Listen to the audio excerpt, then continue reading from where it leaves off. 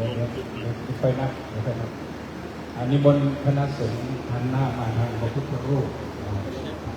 หลวงปู่เมตตามาเป็นประธาน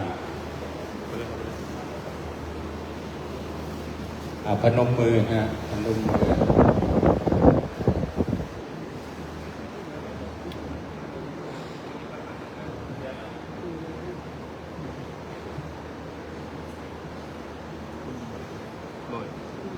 จิ๊บ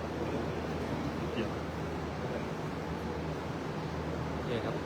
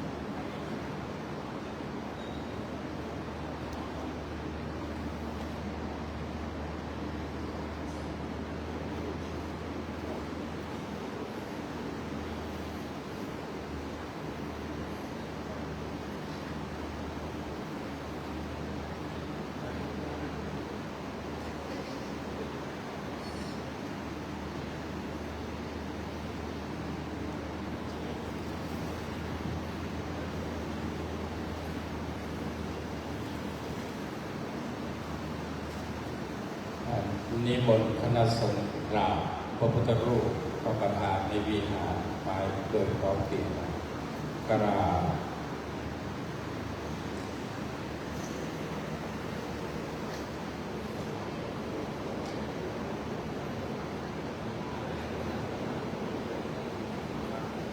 ต่อไปคณะสงฆ์จะกล่าวคำบูชาพระรัตนตรัย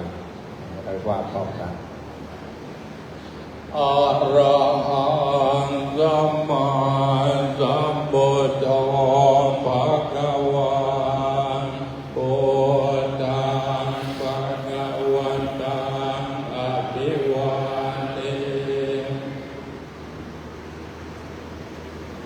สวากขาโตภะคะวะตาธัมโมธัมมังนัมมัสสามิสุปฏิปันโนภะคะวะโตสาวกสังโฆสังฆังนัมมามินะโมตัสสะภะคะวะโตอะระหะโตสัมมาสัมพุทธัสสะนะโมตัสสะภะคะวะโตอะระหะโตสัมมาสัมพุทธัสสะนะโมตัสสะภะคะวะโตอะระหะโตสัมพุทธัสสะอิติปิโสภะคะวะอะระหังสัมมาสัมพุทโธวิจารณสัมปันโนสุขโตโลกวิทูอนุตตรปุริสนังลาภิสัทธาเอวมนุสสานังพุทโธภะคะวาติสวากโตภะคะวะตาธัมโมสันติติโกลิโกเอหิปัสสิโกโอปัญญาญิโก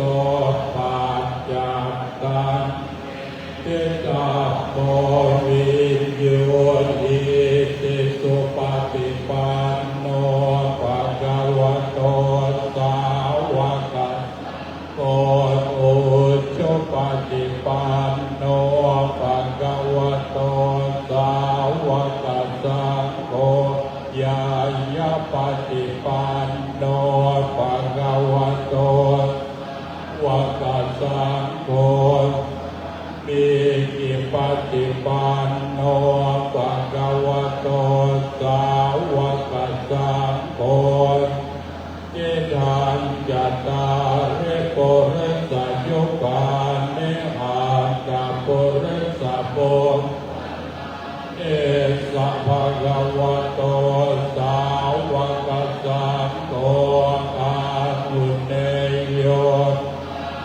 เน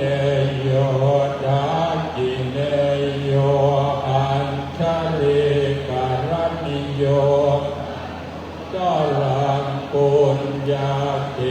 ตังโลกัสสติ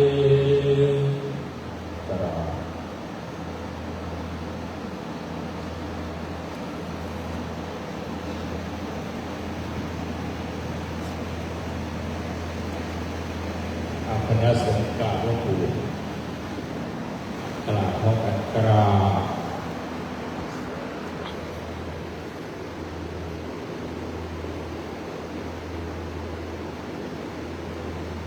คณะญาติโยมกราบหลวงปู่พร้อมกันกราบอันนี้บนนับคณะสงฆ์ทั้งหมดเราจะได้แจ้งญาติโยมนับสองคนเร็วๆตรงกัน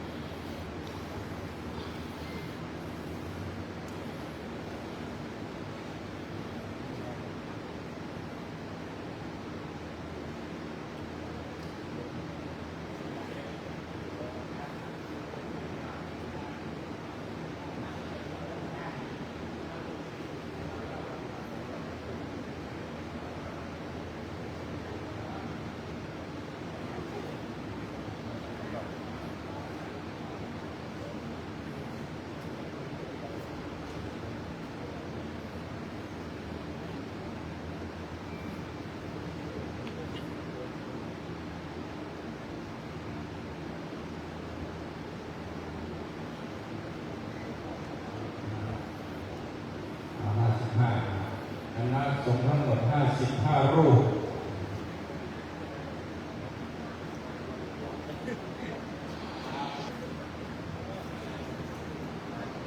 อุโบสถที่2อุโบสถที่2 55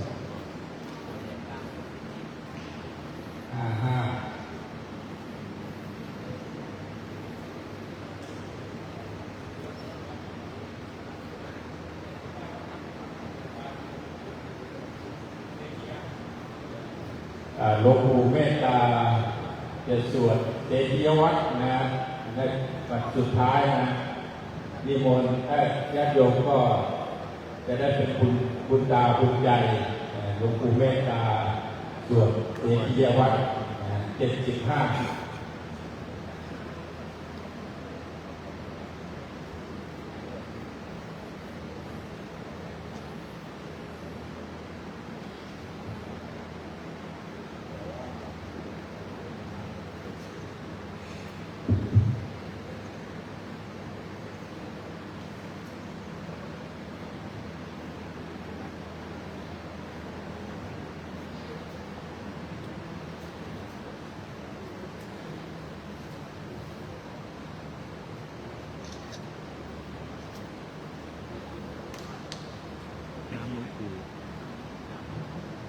ไม่เลย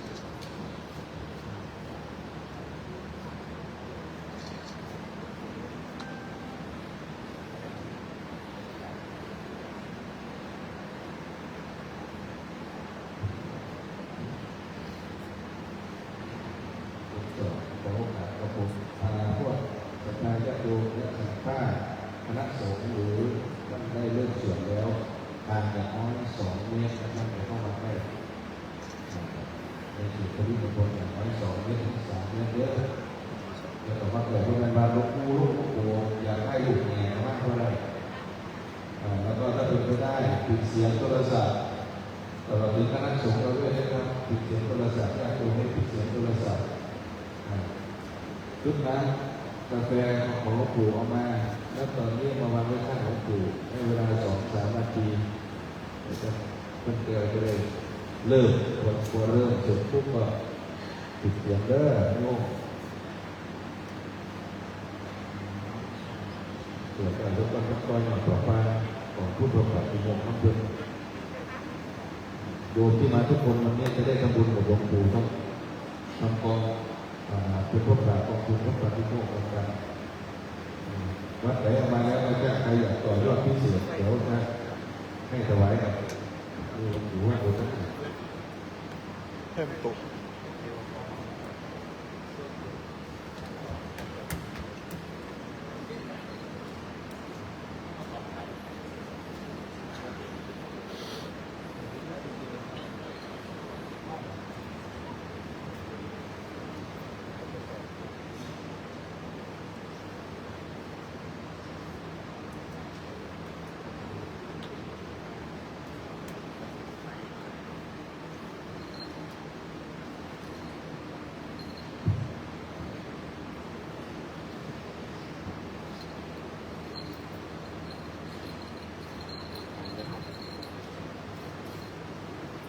อุปสหการณโตปุเพนววิหังปุปกิกังกาดบังโหติตันทานาสมัจจนันจาตันหาปฏิปุจละนันจาอาสนาปัญญาปนัญจาปัญญาปริโภนิโยปัญหาปนัญจาสันดารานังภิกขุนังสันดารานังยะเดสัมเมวะอัตโกสัทธานังปาริสุทธิยามปีอาหารานังจาอุปทานังจาภิกขุกานังจาภิกขุนีนะโมวะโดจาติอันธปริเมสุตโตสุติเตสุปฏิปังกิจังวิดานิสุริยาโลกัสสะอันติตายานันติปารานิติภิกขุนังวัตัญญานันเตหิภิกขุหิกานิปรินิพิตานิโหติสันดาหาราปาริสุทธิอาหารานานิปตัญญูปิสังสีมาจานัตปัสสังวิจหิตวานิสินานังภิกขุนังอัปภาวะโนนันติอุตุภานังนาคังวิตตังอติกันตังวิตตังอวสิขันติเอวังอุตุหาติขนังอุตุนีหาปนาสาสันเนหิปันตันติมหาวสานังวเสนาภิวิโคติอายังวสาโนตุหัสมิจัตุโตหิสัตตาจัตุโกสัทธาเอกาจัปวารามาอิมินาปะเทนะเอโกอุโตสะโทสัมปัตโตเอโกอุโตสะโทอภินันโตปัญจจัตุโกสัทธาเอกาจัปวารามาภวสิทธาอิติเมวังสเตหิอายสนันเตหิจุตุฆานันทาเรตังวาภิกขุคณานาปฏิปัสสามิอุโบสถเกอุโบสถทายาสันนิปาปิตาภิกขุเอตนาภิกขุนันตนันนาอิมัสสมิปนะอุโบสถเกปัญจปัญญาสัพภิกขุสันนิปาปิตาโหติอิติสัพเพหิอายสนันเตหิภิกขุคณานาภิทาเรตังวาภิกขุนีนะโมวะโรปนัญญิยานิตัสสะนาทิตายานาทิอิติสการะโลกัสสะนะอุปกิจานังกัตตานิการะโลกัสสะนะอุปกิจานังปะกะปิยาปะรินิพิตัตตาเอวังตังตะวิหังอุปกิจังปะรินิพิตังโหติมิถิเตนะอุปกิเนสเนโสติวโสจาปันตัสสิปัมมาราสิสามาหินะมัญญาโรยันหัตตุโภสัทโธปัมมาราโสยาวะติกังภิกขุกัมมะปัตตาสังฆุโภสัทธาระหะจัตตาโรวาตโตวาติเรกะปะกะตาตาปารายิกานาปนาสังเทนะวาอนุกิตาเอกะโตนะปัสสะวิกหิตวาเอกาสิมารยัตินาเตสัจจาวิกาลาโภชนะดิวเสนะวัตถุสภากะปะปิโยเตนะหิสันติเอสัจจานะตะปาเสนะตะปัสสะโตปะอิกะระมะวะเสนะโลเตตะโกโกจิวัจนิยะภะคะโลเตนะทิเอวันตังอุโภสถธัมมังยิเมหิจตุหิละหังเมหิสังหิตังโต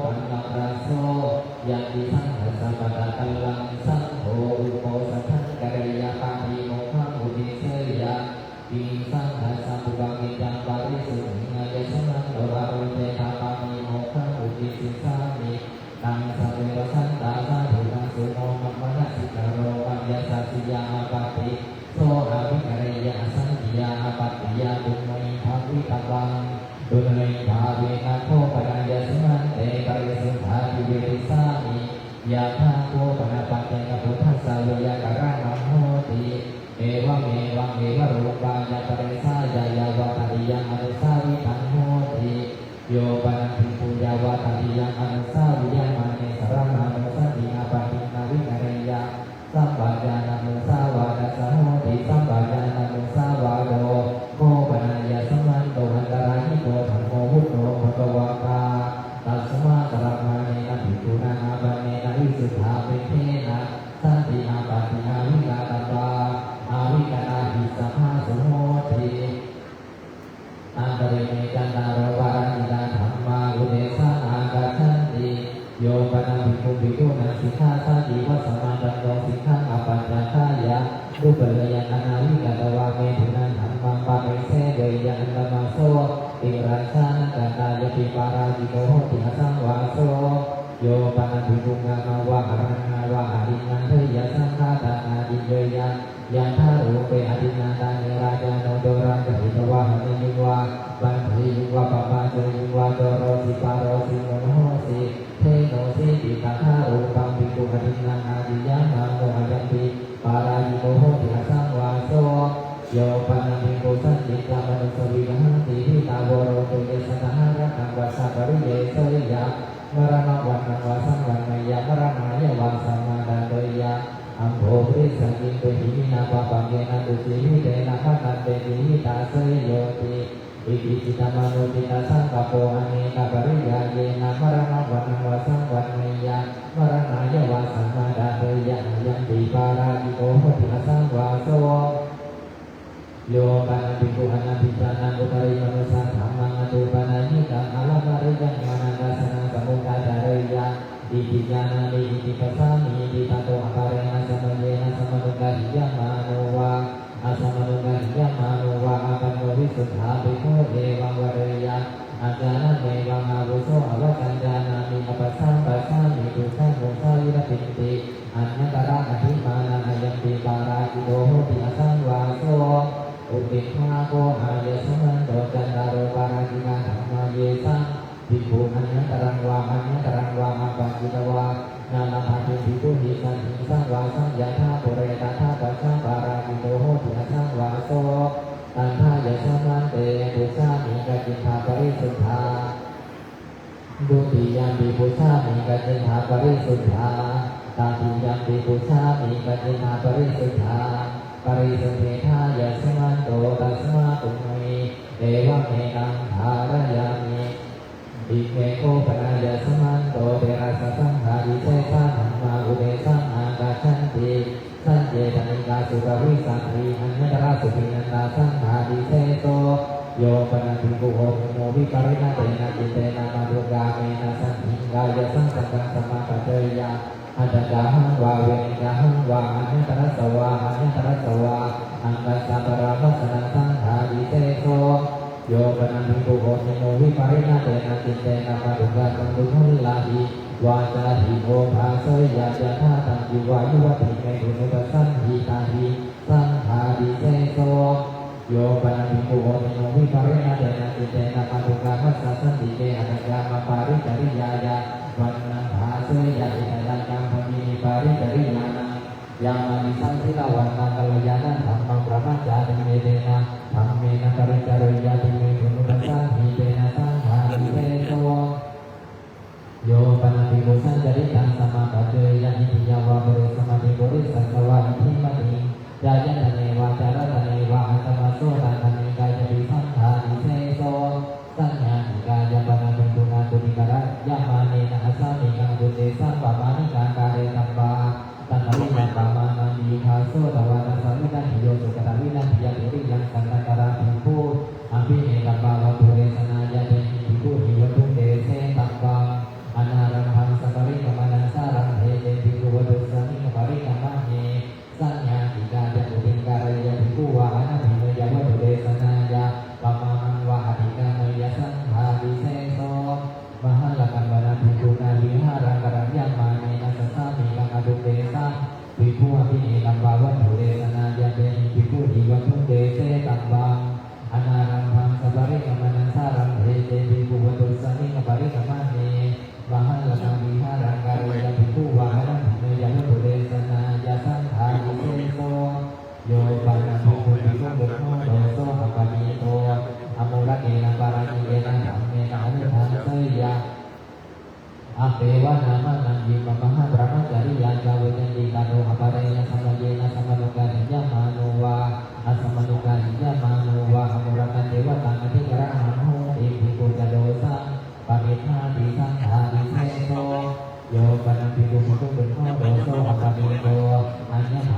สาธิการังสังกิจิเกสังเลสมาตังอุปาดายะปารามิเยนะธรรมเมนะอนุทันเสยยะอเปวะนาลัมนังอิมังมหาปรมาจาริยา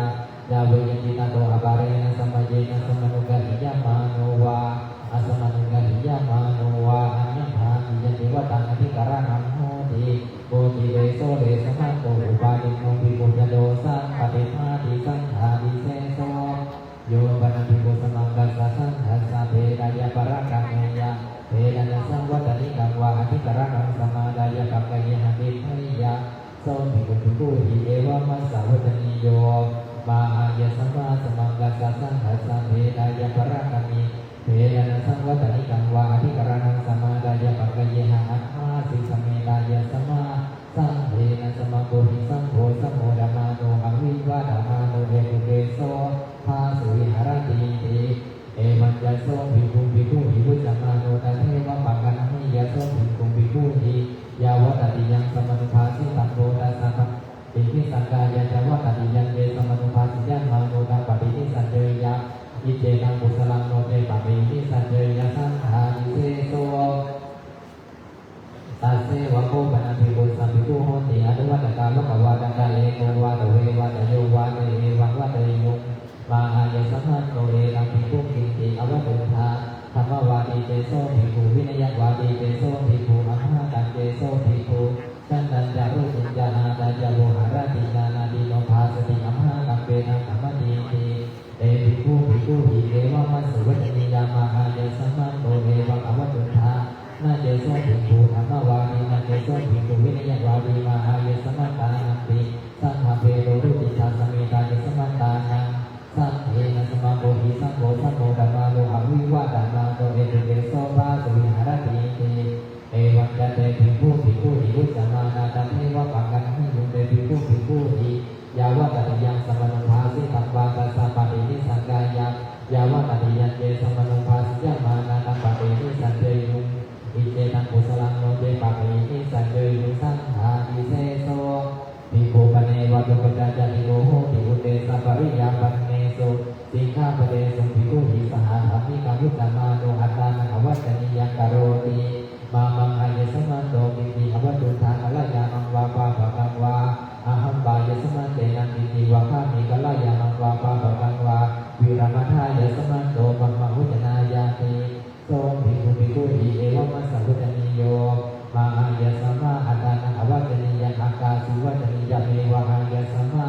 อัตตานังกโรตุหายสัมมาภิกขุวะเดติสหธรรมเนนะภิกขุภิหายสัมมาตังวะคันติสหธรรมเนนะเอวังสังวะทาอิตัสสะภะคะวะโตปาริสายะติดังอัญญมัญญวัจเนนะอัญญมัญญลุภาปเนนาติเอวังยัสโสภิกขุภิกขุหิวุจมาโนตันเทวะปังกันะหิยัสโสภิกขุภิกขุหิยาวะตติยังสมนุภาสิตังโพตัสสะปฏินิสังกายะยาวะตติยังเจสมนุภาสิยะมาโนตังปฏินิสัญเจยะอิเจนังกุสลังโนเตปะปินิสัญเจยะสังฆานิเสโสภิกขุปเนวะอัญญตรังกังวานิกังวะอุปนิสายะวิหารติดุรโดสังโฆปะปะสมาจาโรตัสสะโฆปะปะสมาจาราติสันติเจวสุยันติจาปุราณิจเตนะดุขานิติสันติเจวสุยันติจาโสภิกขุภิกขุหิเอวะมัสสะวัจจนิโยอายะสมาปุกระโดสังโฆปะปะสมาจาโรอายะสมาโตโฆปะปะสมาจาราติสันติเจวสุยันติจาปุราณิจายะสมาตาดุขานิติสันติเจวสุยันติจาปะกะมะตายะสมาหิมะมหาอาวะสะอรันเตหิภาวะเสนาติเอวังยั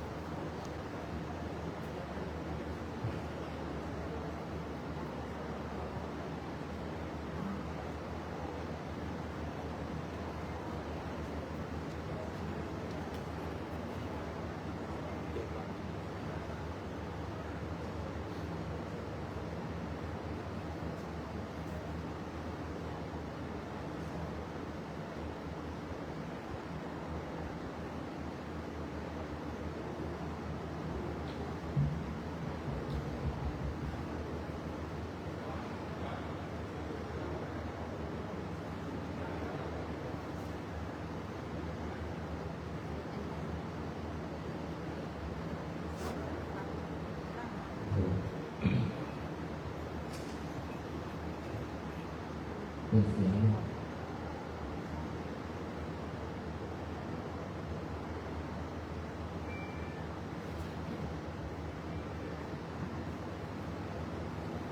โยมนันทุกุญญาปิตายาภิกขุณียาปุราณจีวรังโทปิยวาราชาปิยวาอังโตตาวิยวานิสักยังปาติจิยังโยมนันทุกุญญาปิตายาภิกขุณียาอัตโตจีวรังปริการนิยาอัญญคราปาริวัตกานิสักยังปาติจิยังโยมนันทุกุญญาตะกังกหปฏิวากหปทานังวาจีวรังวิญญาเบยาอัญญคราสมัยานิสักยังปาติจิยังตัทธายังสมัยโยอชินจีวโรวาโคปิปิโกนัตถิวโรวายังตัทธาสมัยโยอันเสนัญญาตโกกหปฏิวากหปทานิวาบาหูนิจีวเรหิอภิยคุปวาเรยะสันตรุตอระบารมันเตนะภิกขุนาตโตจีวรังสาดิตัปวังตโตเจอุตริงสาดิโยยะนิสักยังปาจิตติยังภิกขุกเนวะอุสานัญญาตกัสสะกหปฏิวากหปทานิยาวาจีวระเจตาปนะอุปกตังโหติอิมินาจีวระเจตาปเนนะจีวรังเจตาเปตวะอิทันนามังภิกขุจีวเรนะอาชาเดสามิติอัตระเจโสภิกขุปุเปอุปวาริโตอุปสังฆมิตวาจีวเรหิกัปปังอาปัจเจยะสาธุวัฏมังอายาสมาอิมินาจีวระเจตาปเนนะเอวะรูปังวาจีวรังเจตาเปตวะอาชาเดหิติกัลยาณกัมมยนาอุปารายานิสักยังปาจิตติยังภิกขุกเนวะอุติสาอุทินังอัญญาตกานังกัมปะดีนังวะกหปทานีนังวะปัจเจกจีวรังเจตาปนะอุปกาโหติอิเมหิมยังปัจเจกจีวรังเจตาปเนหิปัจเจกจีวรานิเจตาเปตวะอิทันนามังภิกขุจีวเรหิอาชาเดสามาติตัตระเจโสภิกขุปุเปอุปวาริโตอุปสังฆมิตวาจีวเรหิกัปปังอาปัจเจยะสาธุวัฏมังอายาสมันโตอิเมหิปัจเจกจีวรังเจตาปเนหิเอวะรูปังวาจีวรังเจตาเปตวะอาชาเดนะลุโภวสันตาเอเจนาติกัลยาณกัมมยนาอุปารายานิสักยังปาจิตติยังภิกขุกเนวะอุติสารายาวาราจโภโกวะกระหะมโนวะหะปฏิโกวะตุเตนะจีวรังเจตาปนังปะหิไมยะอิมินาจีวรังเจตาปเนนะจีวรังเจตาเปตวะอิมุนามังภิกขุจีวเรนะอาชาเดหิติโสเจตุโตตังภิกขุอุปสังฆมิตวะเอวังวะเรยะอิยังโภปันเตอายสมันตังอุติสาจีวรังเจตาปนังอาปัตังปริกันหาตุอายสมันจีวรังเจตาปนังติเตนะภิกขุนาโสอุโตเอวะมัสสาวจนิโยมังโคมยังอาภุโสจีวรังเจตาปนังปริกันหามาจีวรังจังโคไม่ยังปฏิกันหามากาเลนะกัปปิยังติโสเจตุโตตังภิกขุเอวังวะเรยะอันติกนายสมาโตโรติวยาวัจจการโรติจีวรังถิเกนะภิกขเวภิกขุนาวยาวัจจการโร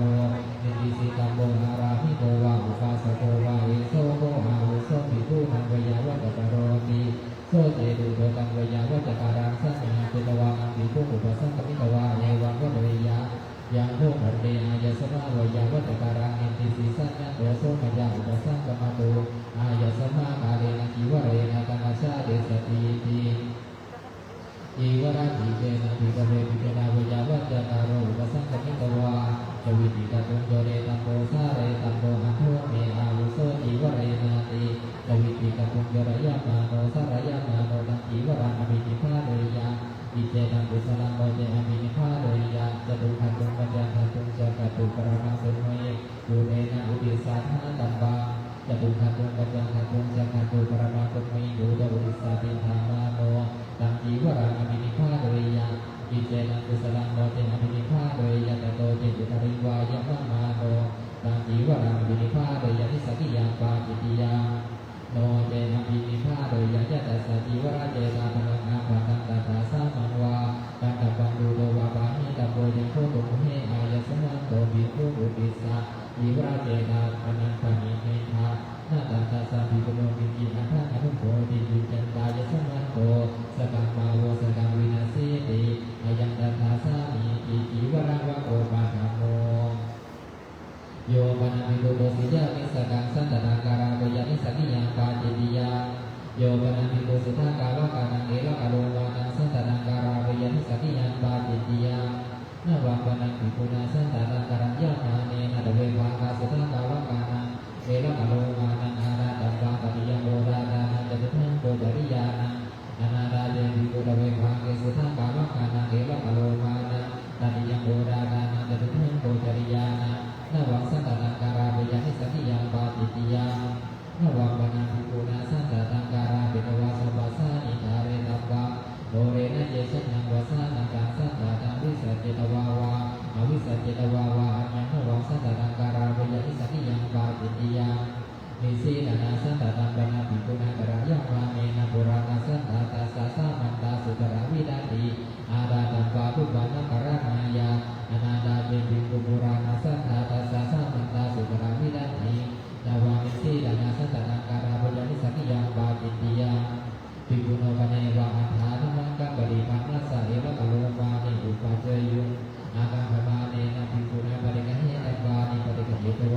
อิโยจนะปรมังสหทาหะเรตับบานิอสันเตหะระเกตโตเต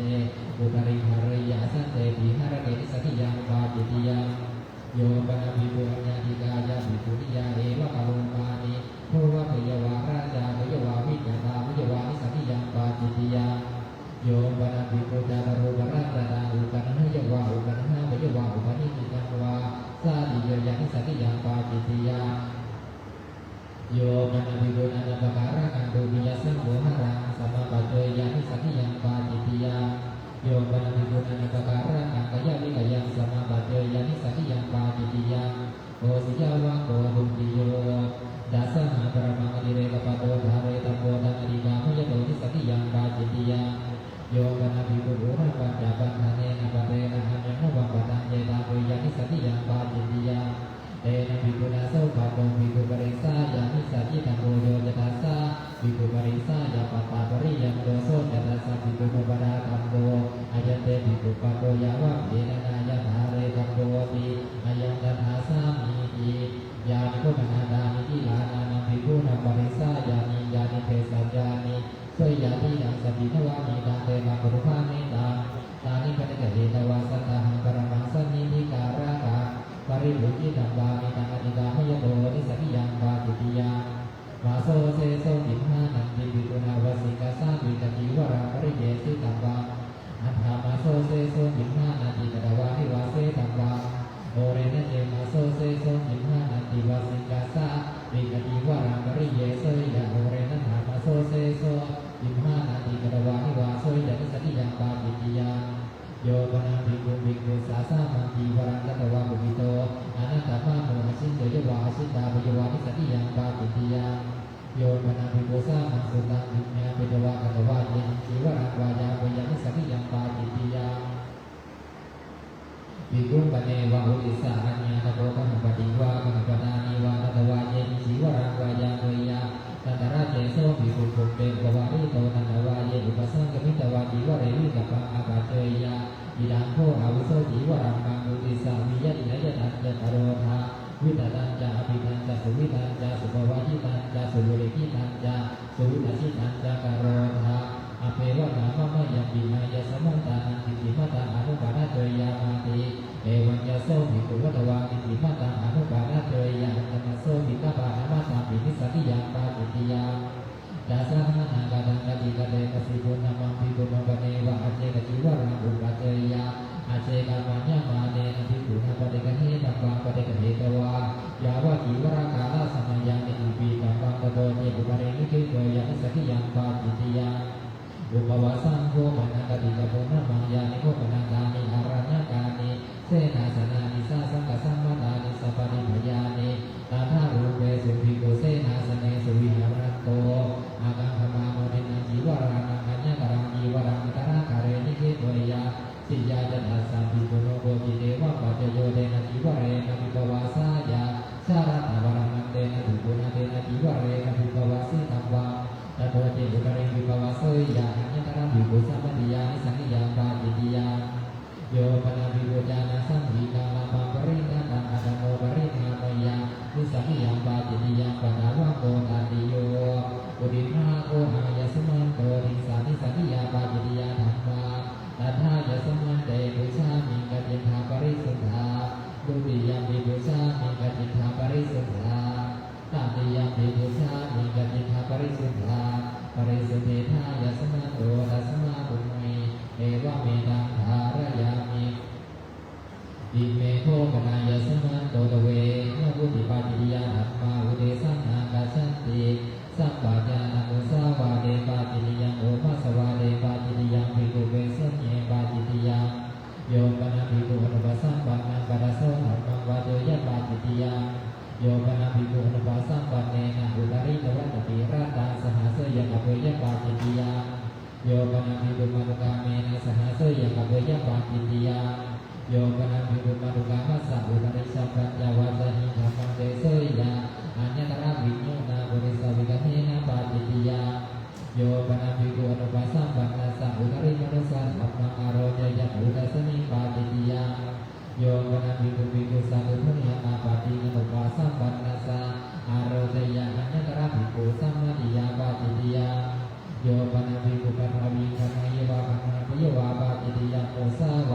โรปาทาโกภูตกามปานาปยาตายาปาจิติยังอัญญวารันเตวินิสเกปาจิติยังอุชาปนันเตปิยนันเตปาจิติยังโยปนังภิกขุสังสีนามันจังวาบินุวาบิสิวาโกชังวาอาโชกาเสสังกริตวาวาสังกราเปตวาวาตังปะปันโตเนวะอุตาริยานะอุตราปุริยานะปุชังวากัจเจยะปาจิติยังโยปนังภิกขุสังสีเกวิหาเรเสยังสังกริตวาวาสังกราเปตวาวาตังปะปันโตเนวะอุตาริยานะอุตราปุริยานะปุชังวากัจเจยะปาจิติยังโยมนังภิกขุสังฆิเกวิหาเรยานังปุปปะกานังภิกขุอนุปาคาจาเสยกะเปยยะสัสสัมปะโทภวิสันติโสภะวิสันติเยติเอตเดวะปัจจยังกริตวานัญญังปาจิติยังโยมนังภิกขุภิกขุปุปิโตนัตตะมะโนสังฆิกาวิหารานิกัตเถยวานิกัตถาวิยวาปาจิติยังโยมนังภิกขุสังฆิเกวิหาเร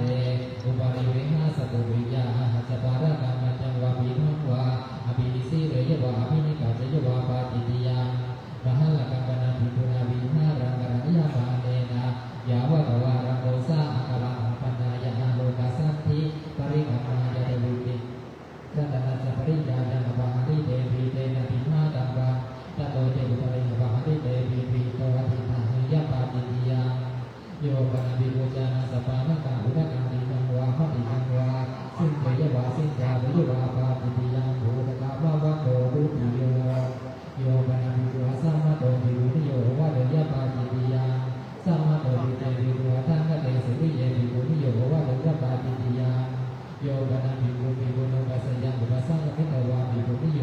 โอวะเดยะยังตระสิยะปาจิติยังตถายังสัมมโยติอิลานะโหติภิกขุนิยังตถาสัมมโยโยปนาภิกขุเอวะวะเดยะหัสสะหิภิกขุภิกขุนิโยวะรันติติปาจิติยังโยปนาภิกขุญาติกายะภิกขุนิยาติวะรังกะเตยะอัญญตระปาริวะนะนาปาจิติยังโยปนาภิกขุญาติกายะภิกขุนิยาติวะรังสิเตยวาสิบาวิวาปาจิติยังโยปนาภิกขุภิกขุนิยาสันหิสังวิทายะเอกทาธรรมกัมปะริปาจอยะอันตมโสกามันตรันติอัญญตระสัมยาปาจิติยังตถายังสัมโยสัทธากมะนิโยโพธิมังโกสาสังกัสสะมะโนสัพพะนิโยยังตถาสัมโยโยปนาภิกขุภิกขุนิยาสันหิสังวิทายะเอกนาวะอภิรูณิยะอุทกามินิวาโหกามินิวาอัญญตระติริยันตระนายะปาจิติยังโยปนาภิกขุญาณภิกขุนิปริปาจิตังปิณปานังภูเจยะอัญญตระปุเปติติสมารัมภาวะจิติยังโยปนาภิกขุภิกขุนิยาสันหิเอโกเอกายะราโหนิสัจจกัปปยะปาจิติยังโอวาทะวะโกตติโย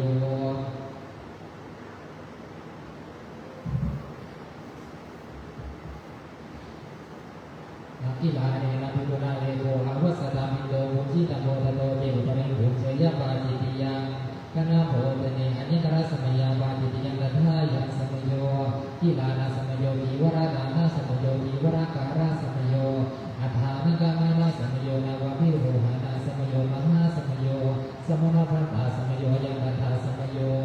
ปรัมปราโภสเนอัญญตระสัมยาปาจิติยังตถายังสัมโยอิลานะสัมโยวิวรดานะสัมโยวิวรการะสัมโยยังตถาสัมโย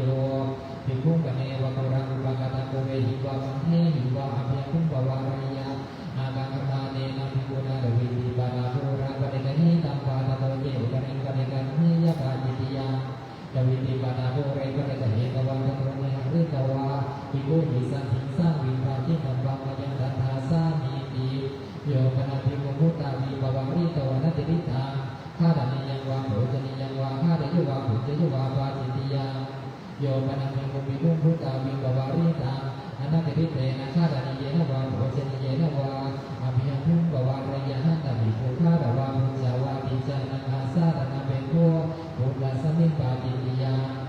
โยปนะภิกขุภิกขาเนข้าดานิยังวะโภชนิยังวะข้าเดยวะภูเจยวะปาจิติยัง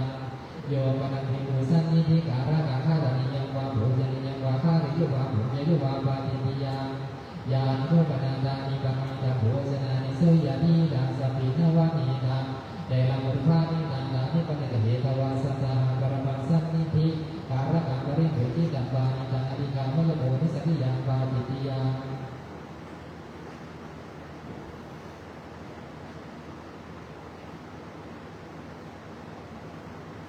โยปนาภิวัตินามุขดาวารังอาหารังอาหารยาอัญญตระอุดกานันตาโพนาปาติติยังโภชนะวะโคจตุโท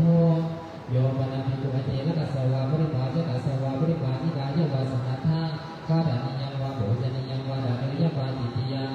โยปนาภิกุภิกุเอวังวะโตยะเอหะวิโสกานังวานิกบังวาปิวายะปวิสิสานาติตัสสะเปตวาวาอนาเปตวาวาอุโยชยกัสสะวิโสทเมตยาสังฆทาวานิสัจจาวาภาสุโหติเอกัสสเมกทาวานิสัจจาวาภาสุโหติติเอตเทวะปัจจยังปริตวานัญญังปาติติยังโยปนังภิกขุสังโฆชเนตุเรอนุปากาจานิสัจจังกัปโปยะปาติติยังโยปนังภิกขุมนุกาเมนะสันติราโหปฏิสันเนอาสเนนิสัจจังกัปโปยะปาติติยังโยปนังภิกขุมนุกาเมนะสันติเกโกเอกายะราโหนิสัจจังกัปโปยะปาติติยัง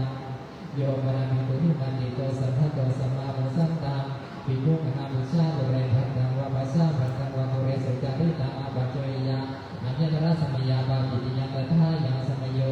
อีวรากานะสมัยโยอีวราการะสมัยโยยังตันทาสมัยโย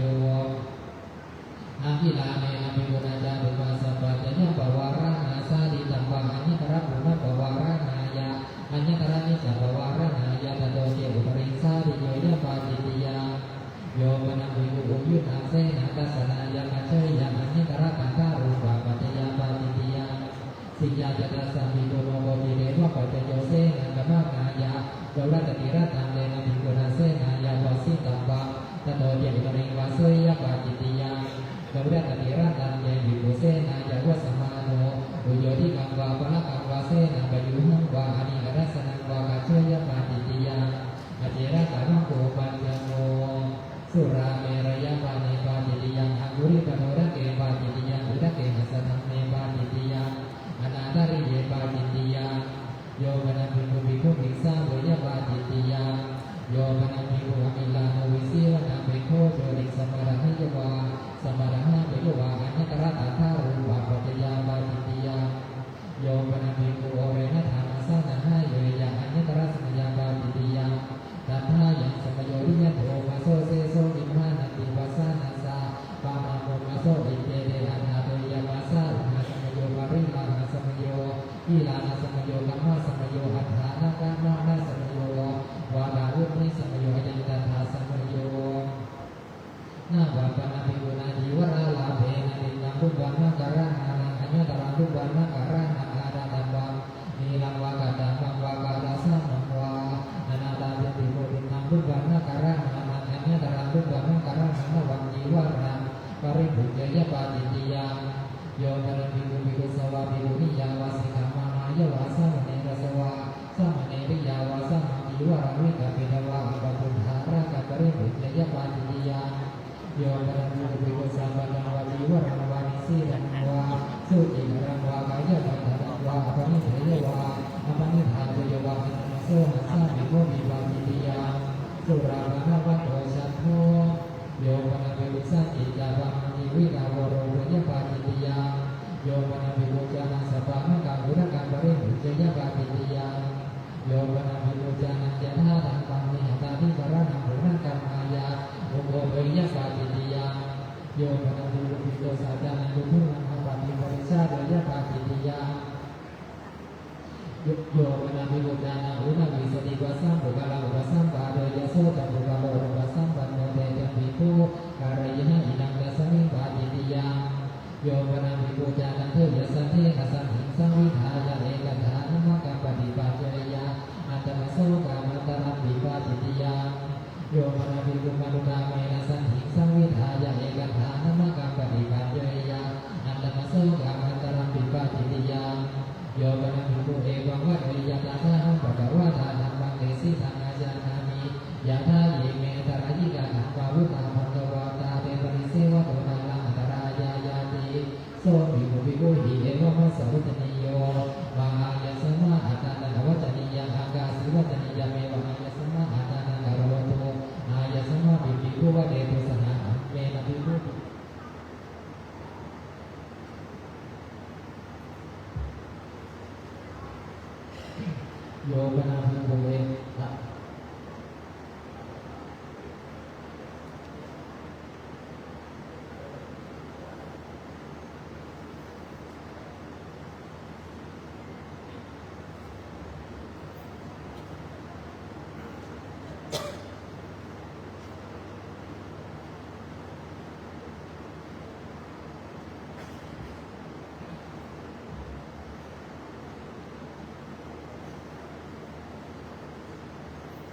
โยมะภิกขุเอวังวะเตยะนะทังภะคะวะตาธัมมังเดสิตังอาจานามิยะถาเยเมนะกายิกาธัมมาวุมังภะคะวะตาเตปริเสวะโตนาลังกตรายายาติโสภิกขุเอวังมัสสะวินิโยบางอายัสสมะเอวังวะเตยะเอวังอวัจจะมาภะคะวะตาอาภาสิตินะหิสาภะคะวะโตอะภะคะนะนะหิภะคะวะเอวังวะเตยะอาเมกะปริยาเยนะอาวุโสกะระยิกาธัมมาวุนาภะคะวะตาอะระหันตปะนันเตปริเสวะโตอะทารายายาติ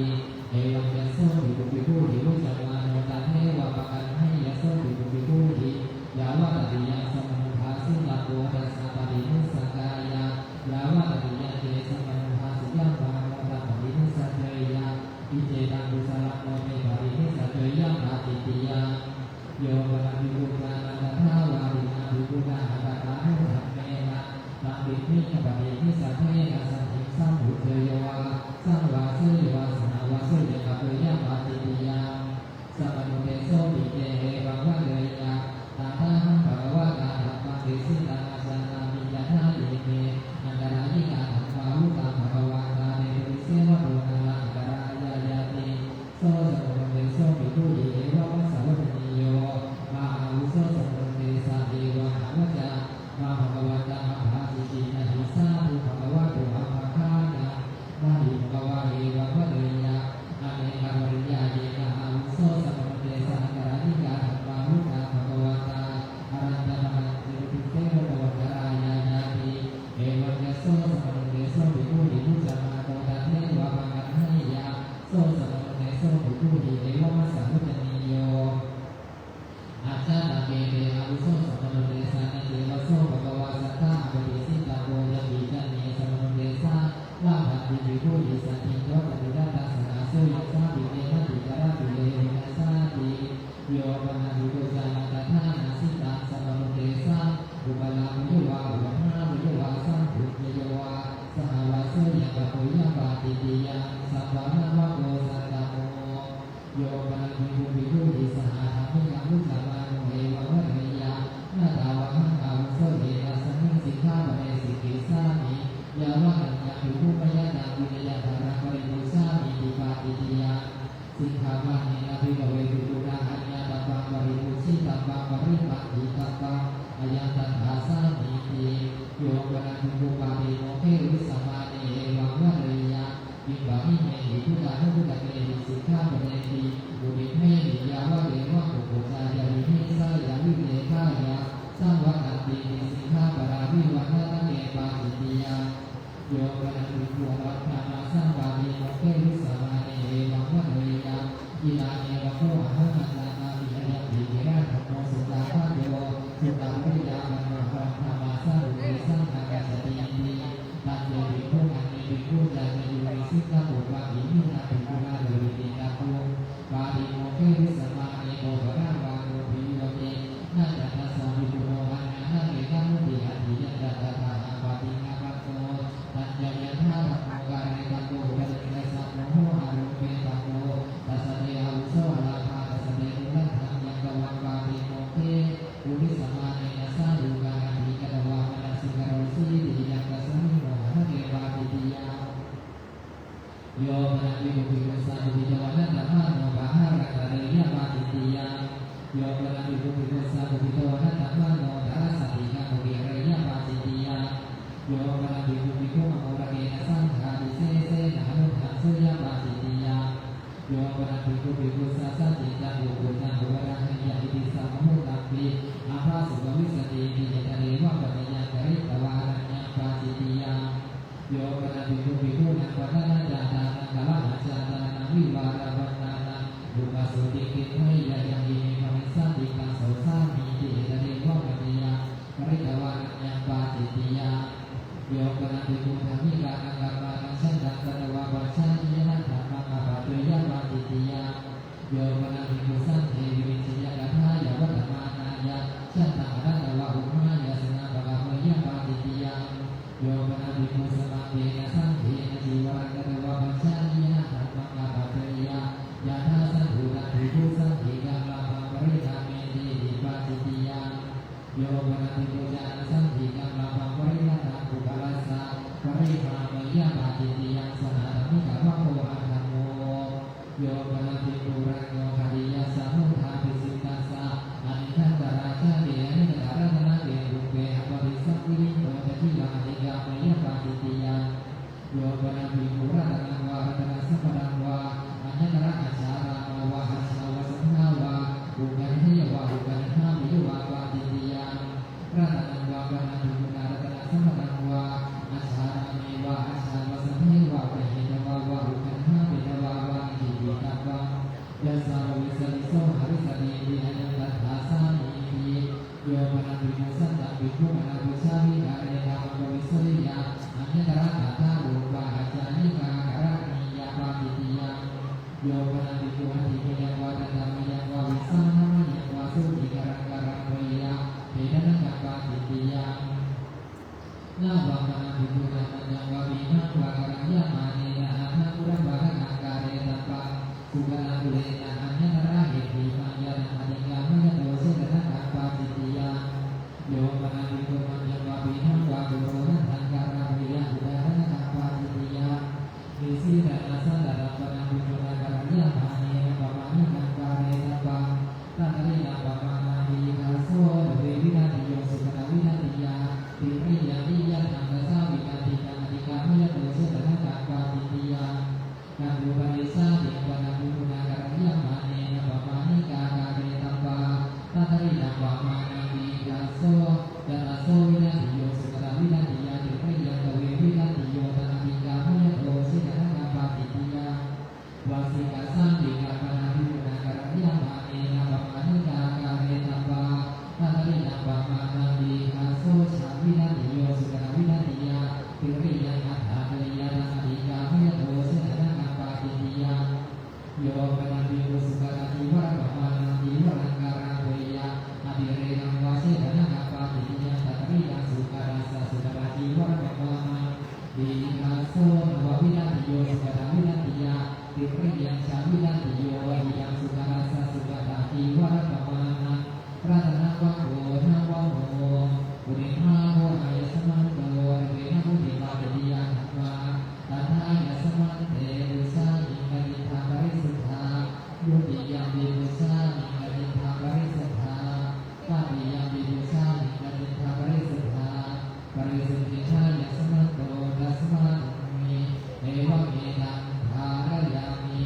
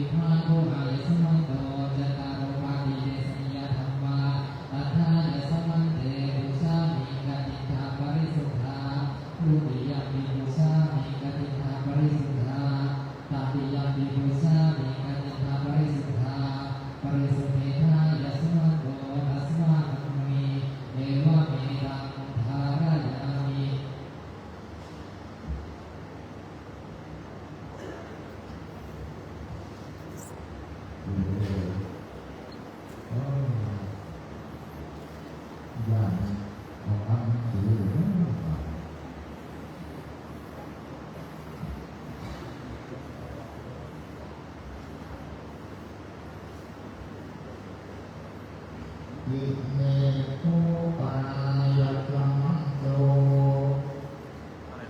ปัญจ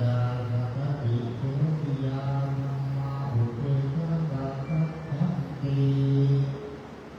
ปริมาณังวาจาสัมมิติสิกขาปะริยาปริมัตตานังปาลุมิสัมมิติสิกขาปะริยาปุถุมุโตอันตาภะเรสุปฏิปันโนอะระหะโตสัมมิติสิกขาปะริยาปุถุมุโตอันตาภะเรสิกขามิติสิกขาปะริยาโตสัมมุโตอะระหะโตสัมมิติสิกขาปะริยาปุถุมุโตอะระหะโตสิกขามิติสิกขาปะริยาโอทิตาจักขุกตานิสัมมิติสิกขาปะริยาโอทิตาจักขุตานิตานิสิกขามิติสิกขาปะริยา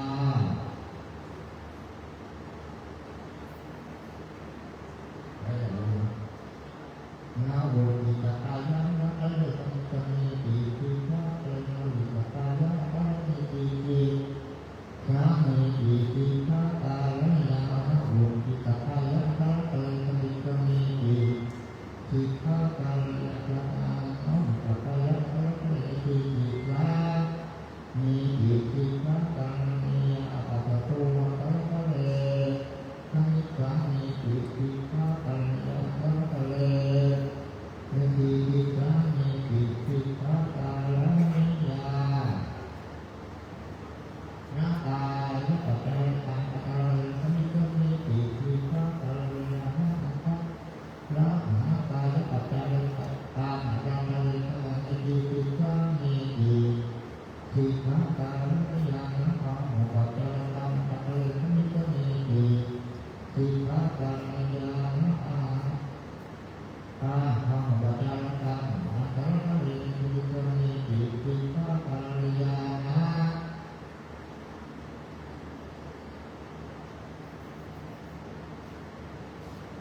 อิทิขังปะจาระนะจาระปะทิติสิกขาปะริยานะปุริตาปัจจาระอะระหะเรสิกิสามิติสิกขาปะริยานะนะสังฆะปะโตอะระสัมสัมมิติสิกขาปะริยานะสังฆะปะโตอะระสิกิสามิติสิกขาปะริยานะโอนะโอนะอิโตอะระหะเรสัมมิสัมมิติสิกขาปะริยานะโออิโตอะระหะเรสิกิสิกขามิติสิกขาปะริยา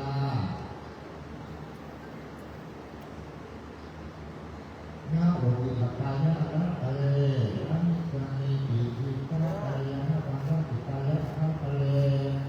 สิกิสิกขามิติสิกขาปะริยานะปัจจังวินาศปาจังปัญโยปัญญาสัมมิติสิกขาปะริยานะปัจจาสันติวินาศปาจังปัญโยสัมมิติสิกขาปะริยานะปัจจานังวินาศปาจังปัญโยสัมมิติสิกขาปะริยานะสัมมาทุปะกังวินาศปาจังปัญโยสัมมิติสิกขาปะริยานะมังคลจันตินะปานังคนทิสัมมิติสิกขาปะริยานะปัจจาสัมยีวินาศปังคนทิสัมมิติสิกขาปะริยานะสัมมาตุตังสัพพังคนทิสัมมิติสิกขาปะริยานะสัมมาตุตังสัพพังคนทิสัมมิติสิกขาปะริยานะสัมมา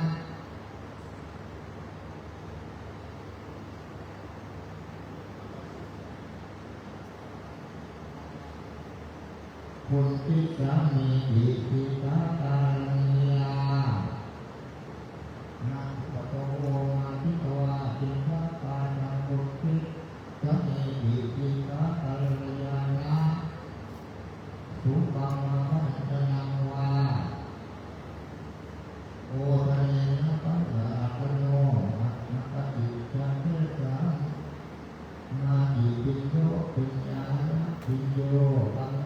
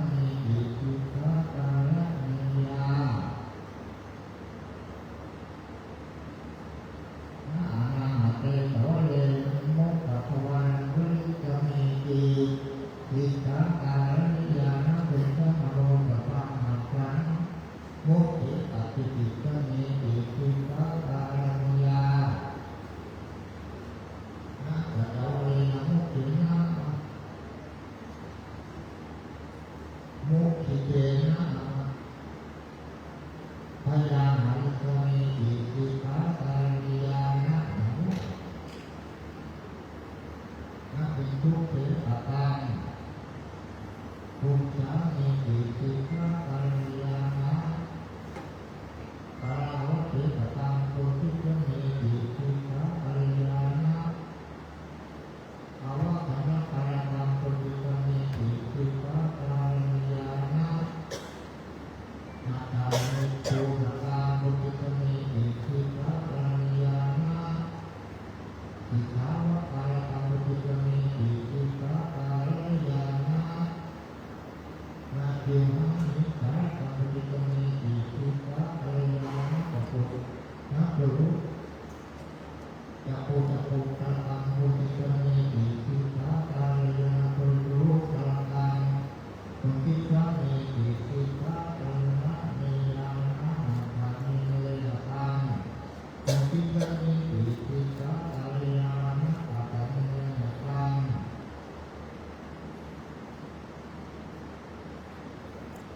สามีติสิกขาปาริยานะโบราณนิเลนะตังโพธิจะมีติสิกขาปาริยานะสามีเตนะ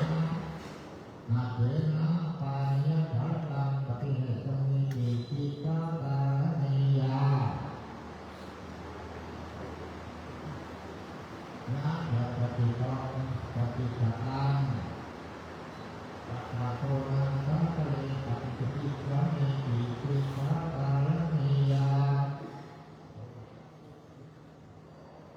สัทธาปานิสาอาทิสรานัสสาสัมมาเตตุจะมีติสิกขาปาริยาปัญญาปานิสาอาทินาสาสัมมาเตติสามีติสิกขาปาริยานะปัฏฐาปานิสาอาทินาสาสัมมาเตตุสามีติสิกขาปาริยานะอาหุสาปานิสาอาทินาสาสัมมาเตตุสามีติสิกขาปาริยานะปัฏฐาปาอาทินานะปาตุตังโยนะปาอาทินาสาสัมมาเตตุสามีติสิกขาปาริยานะอุปาทานะลุณหะปะอาทินะปะปะมะเตติสามีติสิกขาปาริยานะญาณปัฏฐาปะอาทินะปะปะมะเตติสามีติสิกขาปาริยานะปัจจนะปัฏฐาปะอาทินะปะปะมะเตติสามีติสิกขาปาริยานะ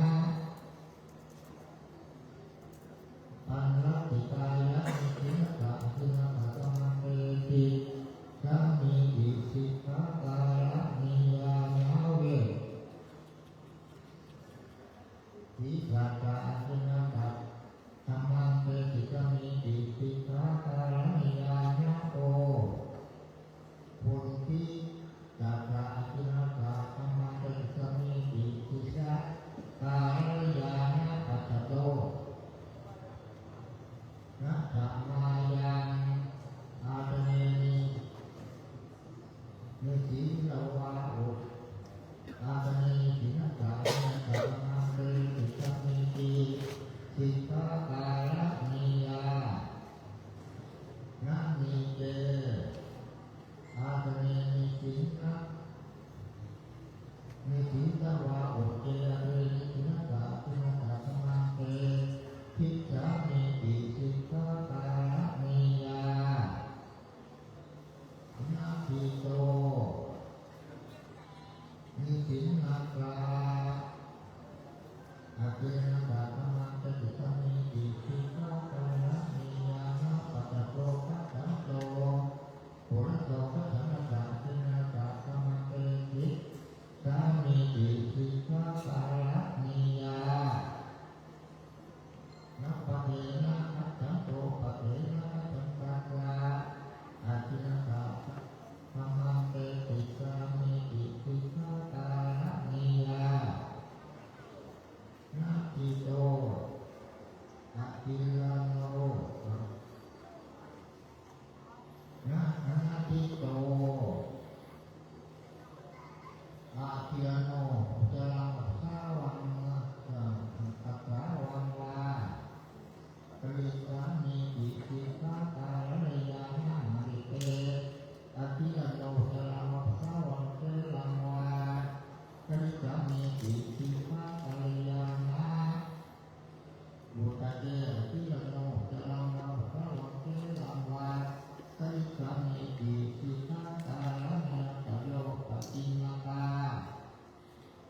บุริภาโวอายะสัมมังโต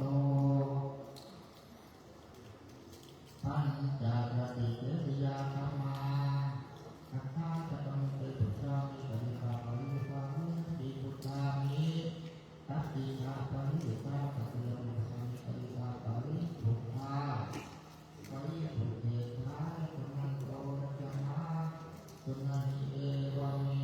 ตัมภะลายายเตติยาธัมมานิตาเยโตปนายัมโตปัญญาติปนาสมาธาธัมมาอุเทสังตาทัจฉันติอุปนุปนานังอัตถิกรณังสมถายะอุปสัมมายะสัมปทาวิโยทาตะโพปฏิวิโยทาตะโพอโมนาวิโยทาตะโพปริญญาตัตตะนังเยปุยติตาตัตตะปินะวัฏฐาโพติภาโพยตันโตตัตตาปิตัมมาทาธัมมาสัทธายะตุเตสามิปริภาปริพุทธาปิยมิพุทธามิตัณหาปริพุทธาปิยมิสัมมิปริภาปริพุทธาปริพุทเทสายะตุโตตุโตมาปุณเยเอวะเมตังวายามิตตาทิสันนาคาธัมมาอุทิสังโฆยะมังโยนิทานังอุทิภาจัตตาโลกะติตาธัมมาหุภาเตระสัพพะนิเทศะธัมมาหุภาภเวเยตาธัมมาหุภาติสานิกัตติยาวัตติยาธัมมาหุภาปัญจปฏิเจติยาธัมมาภเววติปาติติยาธัมมาหุภาจัตตาโลกปิเจติยาธัมมาอุทิภาปัญจปัญจปฏิเจติยาธัมมาอุทิภาตัตตาปิตาลาสมาธาธัมมาเอสักขังจัตตาภะคะวะโตพุทธาภะคะวะพุทธะอริยาปนังอันมะขาวะสังมาสังอุเทสังรักขะติสกาปะเทนิโรธมะนิธัมโมธัมมานิอวิวัตมังนิสิกิสัพพันติภิกขุปาติโมกขังทิตัง สาธุสาธุสาธุวันเต บ่อันก็เลยทองหาตีเลย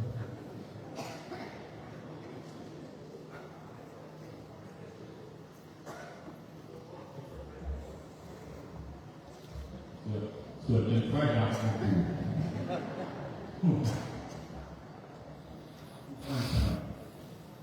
สุดท้ายปฏิโมกข์ก่อนแล้วจะไปทำพิธีนาทีเมสรณังอัญญาพุทโธเมสรณังวาเอนะสาจวัจเจนะโส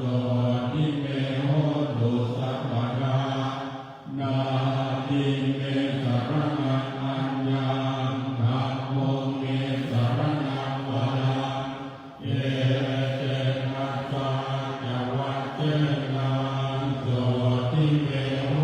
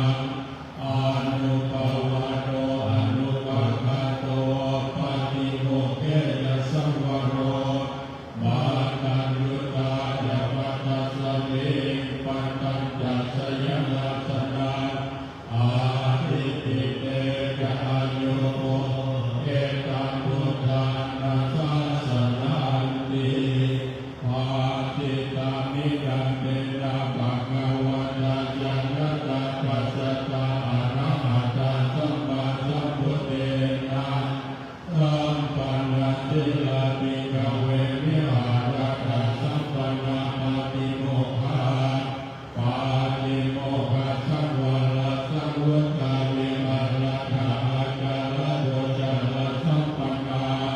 อานุปัสเตสุวัจเจสุวายานาสาวิตามานายาสิกิสิกิตังสิกขาปะเกสุเตตาสัมมาติหังเวหิสิกิตัปปะสัมปันนาสิรามิหานิสัมมาสัมปันนามาติโมกขาปาติโมกขาสังวรสังวุตาวิหานิสัมมาอาจาระจาระสัมปันนาอานุปัสเตสุวัจเจสุปายาตัสสะวิสัมมาดายาสิกิสัมมาปะเดสุเตเอวันติโนติกิตามังกินยาโสกาปะระกัมมังกาเมตันโนนะพระมนา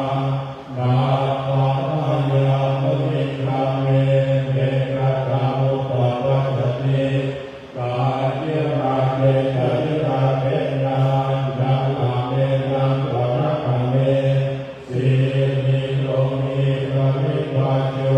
มิโยอะติระเตระจัง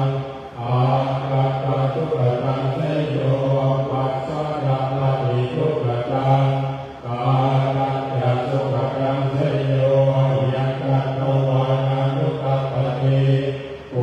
โสยะพระวันตุภาคิโตภะกาเมวานุกัปปติสา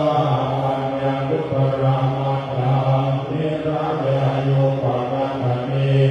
อิติสิลังกัมปังสัมปิลิทังยะยังโวตังสังฆะตรังกัมมัจจริยังนัตตังโหติมาปะลันติยะเทวะตัสสันติวิหารวังยิติทุเปกะเวโพธิกะเวตาหิกะยิ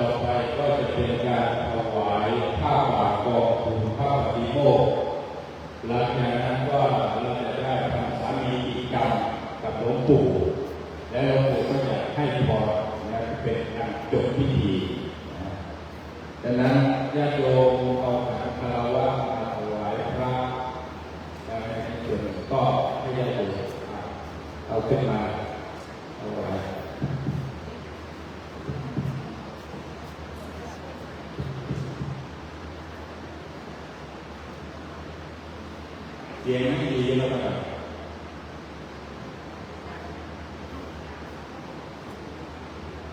เสียงหลวงปู่ยังสายแจ๋วอยู่นะครับโยมก็ให้อานิสงส์ในส่วนนี้ให้สุขภาพธาตุขันธ์ของหลวงปู่แข็งแรงได้ลงโพลงใจให้กับลูกหลานได้กราบไหว้กราบนานเท่านาน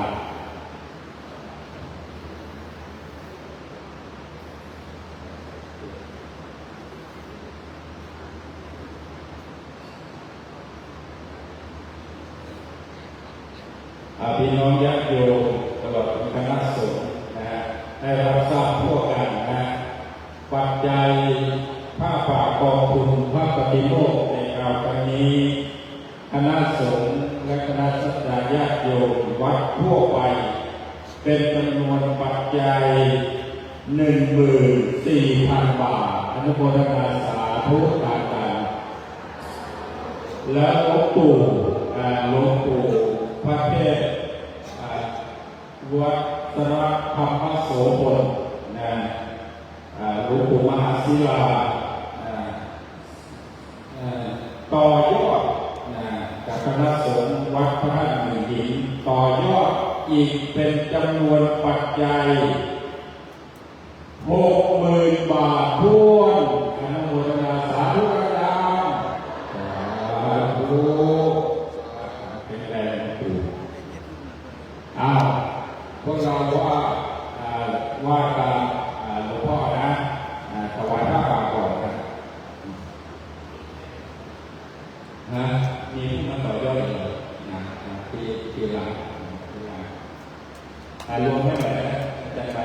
60,000กับ14,000เป็นเท่าไหร่ก็ต่อยอดแล้วค่อยมาให้หลวงพ่อเอาว่านะโมสามจบพร้อมกันนะโมตัสสะภะคะวะโตอะระหะโตสัมมาสัมพุทธัสสะนะโมตัสสะภะคะวะโตอะระหะโตสัมพุทธัสสะนะโมตัสสะภะคะวะโตอะระหะโตสัมมาสัมพุทธัสสะอวะอะโหพุทโธอะโหธัมโมอะโหสังโฆสุทินังวัตเมธานังทานาเมปริสุทธังอาสาวะกยวะหังนิพพานัสสะปัจจโยโหตุสาธุอิมานิมยังพันเตปังสกุระอีวรานิสัพพริวารานิภิกขุสังฆัสสะโอโนทิยามะสาธุโมพันเตภิกขุสังโฆอิมานิปังสกุระอีวรานิสัพพริวารานิปฏิกันหาตุอัมหากังทีฆารตังหิตายะสุขายะข้าแต่พระสงฆ์ผู้เจริญข้าพระเจ้าทั้งหลายขอน้อมถวายผ้าป่าบังสกุลกองทุนพระปฏิโมกข์แก่คณะสงฆ์ผู้มาในที่ทั้งสี่มาแล้วก็ดียังไม่มาก็ดีจงอนุโมทนาในผ้าป่ากองทุนพระปฏิโมกข์นี้ขอ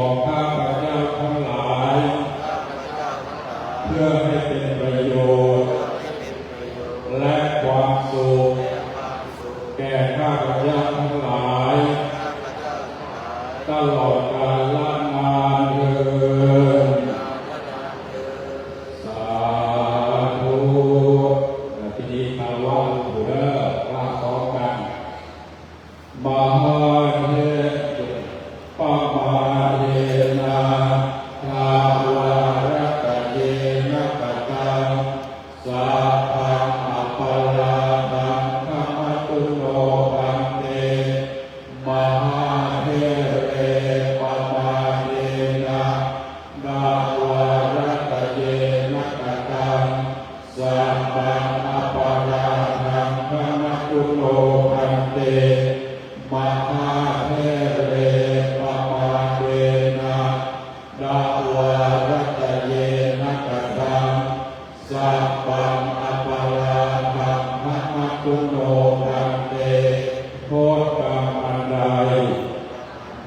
ที่ข้าพเจ้าทั้งหลายได้ประมาทล่วงเกินในพระมหาเถระด้วยกายกรรมด้วยวจีกรรมด้วยมโนกรรม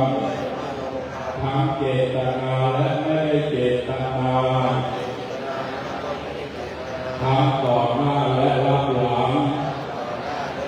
จำได้ก็ดีจำไม่ได้ก็ดีขอให้โทษกรรมเหล่านั้นจงเป็นอโหสิกรรมให้แก่ข้าพเจ้าทั้งหลายอย่าได้เป็นบาปเป็นกรรมเป็นเวรติดตัวตามตนของข้าพเจ้าไปขอความสุขสวัสดีความเป็นมงคลจงดลบันดาลให้แก่ข้าพเจ้าทั้งหลายประสบแต่สิ่งที่ดีงามในที่ทุกสถานในการทุกเมื่อด้วยเถิดถวายเครื่องสักการะหลวงปู่หมอบลงแล้วยกหมอบลงหลวงปู่จะให้พรขอให้ทุกท่านทั้งหลายยังล่องตามมนุษย์สมบัติสวรรค์สมบัติโอมโลกสมบัติสุดท้ายคือพระนิพพานสมบัติขอให้ได้อย่างปรารถนาที่ท่านต้องการทุกตัวทุกลูกทุกตนตลอดกาลนานเถิด อีกครั้งหนึ่งนะโยม